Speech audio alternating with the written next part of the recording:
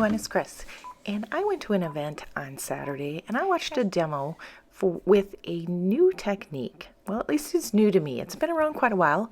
It is made popular by Stampscapes stamps, and I was just fascinated and I couldn't wait to get home and try this with some of the stamps that I already have. So I'm going to show you a little bit of my practicing. This is a stamp for Gina K Designs. It is Stampscapes Winter Trees, and I'm stamping this with my original MISTI onto Ranger Glossy cardstock using Stuart Superior India ink. This India ink dries quite fast and is archival even on the glossy surface of the glossy card panel. So I'm going to give it a second or two to dry here, and then I'm going to add some ink. This technique can be used with any dye inks, and I have been just having so much fun with this, so I thought I'd share quickly of just how simple this really is. Now I'm applying the ink with a stylus, which is a double-ended handle made by Colorbox with these little oval foam blending pads. And the dye inks I'm using are by Gina K Designs. The first color I added was Lemon Drop, and now I'm adding some Sweet Mango. And I'm adding to the sky because I want this to look like a very colorful sunrise. And now I'm adding the powdered blue from Gina K.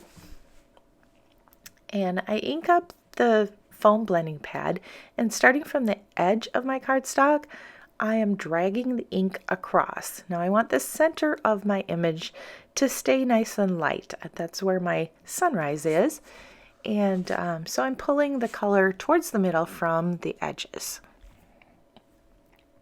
Now I've decided there isn't enough color in my sunrise, so I'm adding a little bit of Dusty Rose just to the center, and I'm using the edge of the foam blending pads to just kind of draw in some lines. I want to have the hint of some wispy clouds in my sunrise. And also adding a little deeper yellow. This is Wild Dandelion.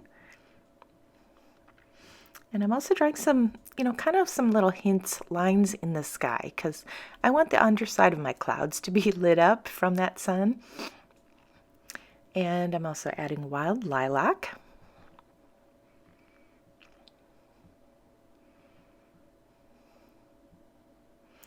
Now you're going to see that my little foam blending pads have all been kind of used by one of my ink colors. So when I moved to my grassy area, I decided to try one of my typical round foam blending sponges. And since this is a larger area in the grass, it works quite well. But you're going to want the little foam blending pads for more detailed areas. So I'm adding some Jelly Bean Green and also some Christmas Pine.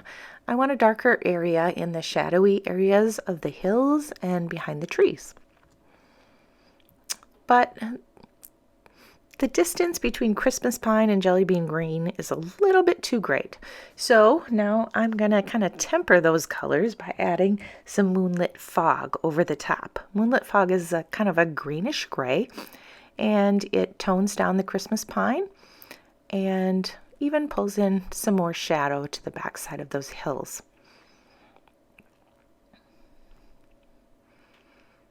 But it also toned down my Jelly Bean Green, so I'm going to have to brighten that up a little bit again later. Now I am adding charcoal brown using the side of these blending foams, and I'm just pulling a line at the base of those hills. I want to make sure that it looks in shadow behind the trees and the crest of those little hills. And for even more definition and brightness down the center of my image, I'm going to add in more Jelly Bean Green.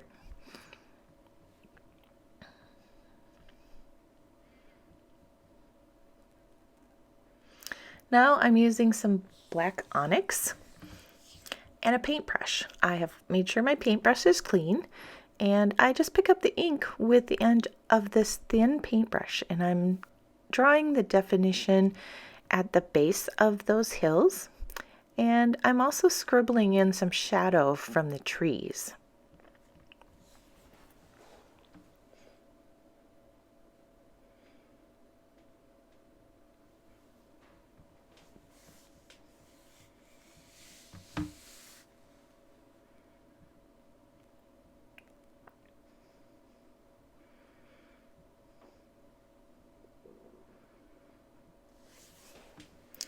I just love this technique. I've seen Stampscape images before, and they always look so fascinating and amazing.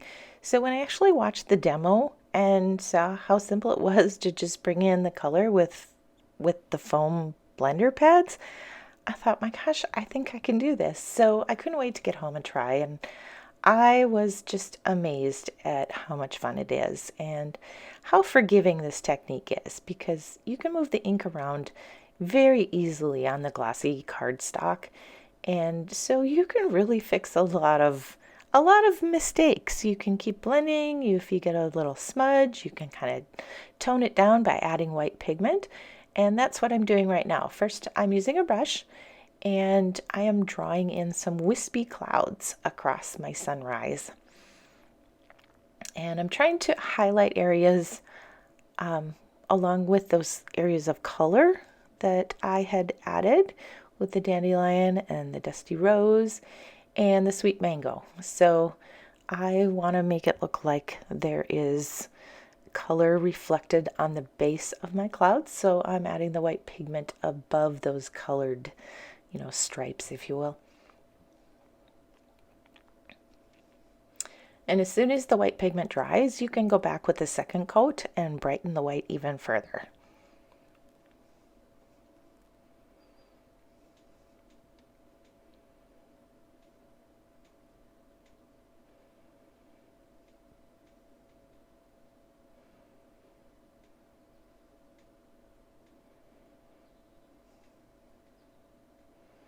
Now I have an area right in the middle that I thought was a little bit too pink. So I'm just toning that down by adding some white and then just kind of smudging it with my finger.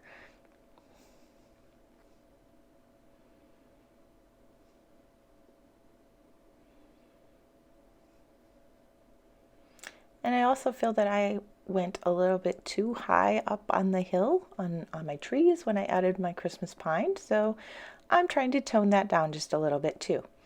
And now I'll clean my brush. And because I did get some white across my trees, I'm going to use the brush and the black onyx ink, and I'm going to dot those branches back in again. So like I said, make mistakes and then fix them.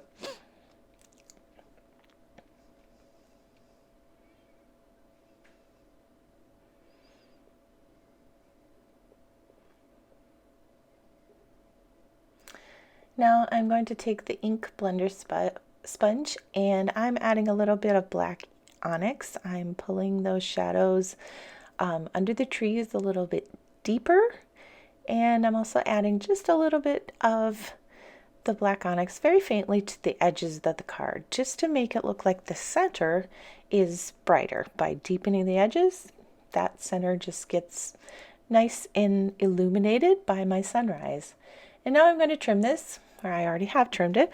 I trimmed the frame actually off, and then I'm going to mat this. But I'm adding the little flying birds that are included with the Framescapes set, and the sentiment that says "Thinking of You." And I'm stamping those in the India ink as well, so they dry very quickly. I just popped it right back in my MISTI and lined those up, and they are good to go. I'll let that dry for a second. And I'm going to mount this on a green card base with a black mat.